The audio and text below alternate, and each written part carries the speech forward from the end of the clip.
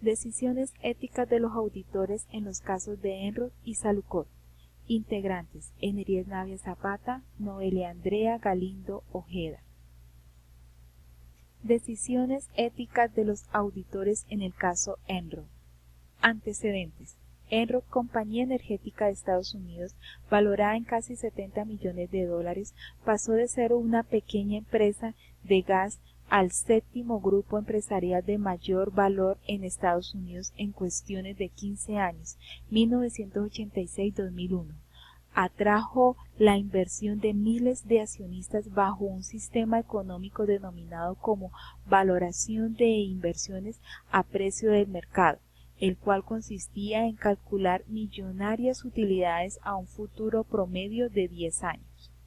Como resultado de las prácticas de contabilidad creativa al interior de la compañía, la empresa mostraba estados financieros fraudulentos, sobrevaluando los activos y disminuyendo u ocultando los pasivos para sobrevaluar ganancias.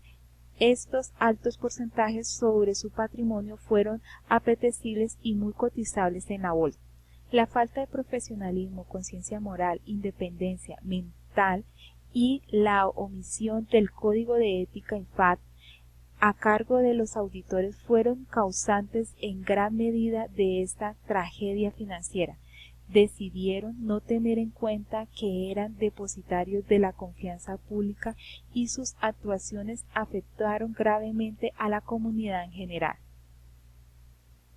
Adicional, las directivas de Enron recurrieron a la creación de miles de empresas en paraísos fiscales, conocidas como entidades con cometido especial, creando un conglomerado económico extraordinario, pero sin balances consolidados, de tal manera que la realidad reflejada en los balances de Enron era una parte de la realidad, no toda la realidad, información que llevó a la quiebra financiera de la compañía y por ende a la de la comunidad del negocio. ¿Cuáles consideraciones éticas no tuvieron en cuenta las decisiones de los auditores de Enron? Interés público, Código de Ética INFAT, bienestar colectivo de la comunidad de gente e instituciones para las cuales sirve el contador profesional, Código de Ética Colombia, capítulo 4, Ley 43 de 1990. La obligación del contador público es velar por los intereses económicos de la comunidad. Decisión. En contraposición al deber ser ético del contador, los auditores eligieron satisfacer exclusivamente las necesidades de las directivas de Enron a cambio de dinero. Pruebas. La compañía le pagaba en el 2001 a la firma auditora Arthur Andersen la suma de $1 millón semanales para mantener unas finanzas estructuradas en los estados financieros. Dentro de algunas pruebas de este fraude se pudo encontrar correos electrónicos donde se mencionan el maquillaje de libros, donde se fingía la compra de activos por parte de Enron, cuando en realidad lo que estaban haciendo era adquirir un préstamo, todo dentro de una contabilidad falsa.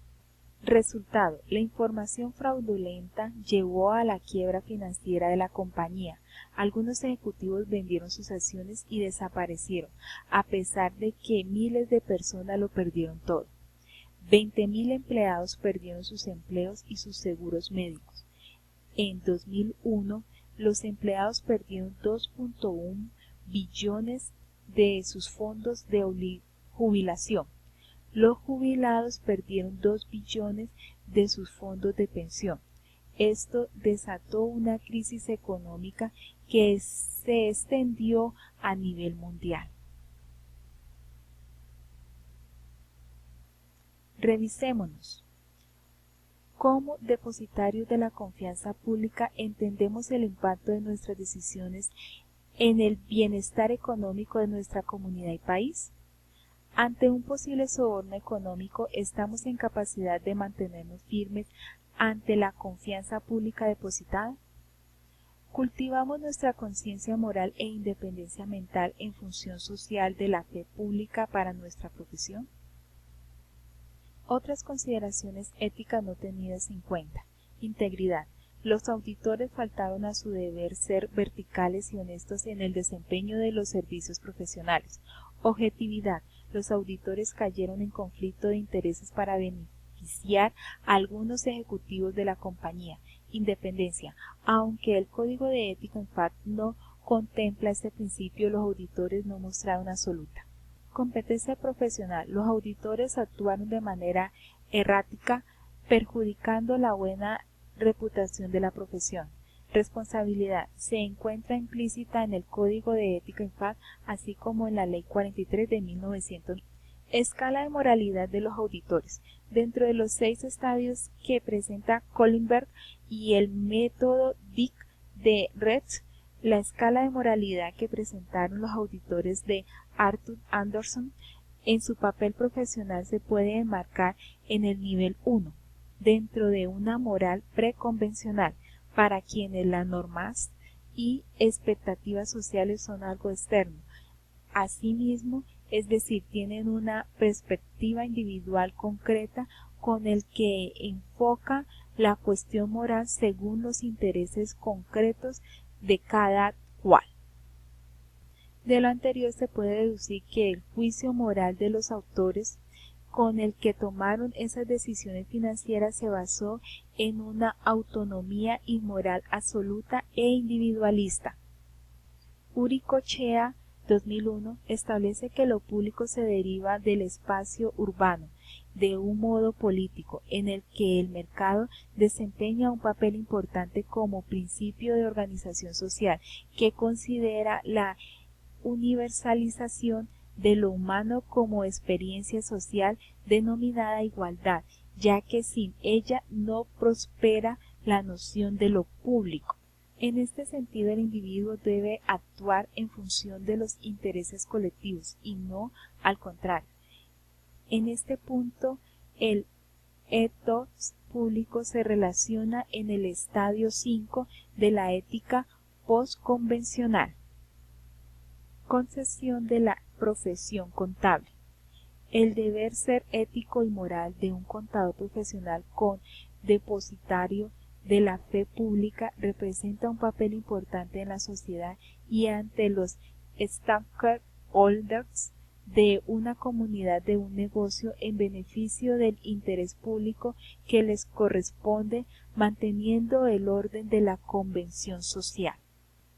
Esta responsabilidad social supone una función social que para el caso del contador público y como lo señala tanto el Código de Ética en FAT como la Ley 43 de 1990, el ejercicio de su profesión implica una función social, en especial en lo que respecta a la fe pública y lo cual otorga en las relaciones económicas en beneficio del orden y la seguridad entre Estado y los particulares, o de estos entre sí. Conclusión. Para aquellos que optamos por ejercer la contaduría pública en función de un servicio a la sociedad, tenemos un compromiso enorme con el interés público.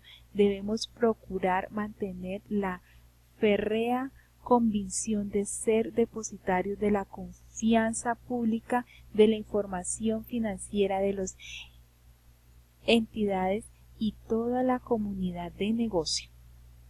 Debemos promover un ambiente de honestidad y rectitud en todos los colegas contables, en adhesión al Código de Ética INFAT y al capítulo 4 de la Ley 43 de 1990, no solamente por su alto impacto en las decisiones empresariales y sociales, sino también de cara a enaltecer esta honorable labor que ha sido históricamente encomendada para aquellos que buscamos de esta habilidad intelectual de la profesión ser transformadores de nuestro entorno. Decisiones éticas de los auditores en el caso Salukov. Antecedentes. En los años de 1990 98 y 2010, la Contraloría General de la República, luego de una exhaustiva investigación de la Unidad de Investigaciones Especiales contra la Corrupción, encontró actividades de desvío y apropiaciones en beneficio propio que nada tiene que ver con la prestación del servicio de salud, que financiaron con los recursos públicos, tales como adquisición de infraestructuras, viajes suntuosos, patrocinios, arrendamientos, asistencias técnicas y software, créditos bancarios a largo plazo. Los estados financieros y los libros de contabilidad certificados de la EPS constituyeron un medio probatorio suficiente y eficaz sobre los hechos económicos investigados por la Contraloría General. Ley 43 de 1990. Los contadores públicos de Salucot violaron los principios éticos de la Ley 43 de 1990. Observancia de las disposiciones normativas, objetividad, independencia, responsabilidad, conducta ética. Código de ética de la INFAP. Los contadores públicos de Salucot violaron en el Código de ética de la INFAP los siguientes principios: integridad, porque dieron información falsa a los usuarios; objetividad, porque no fueron imparciales; competencia profesional y debido cuidado, porque no fueron diligentes. Dilemas éticos.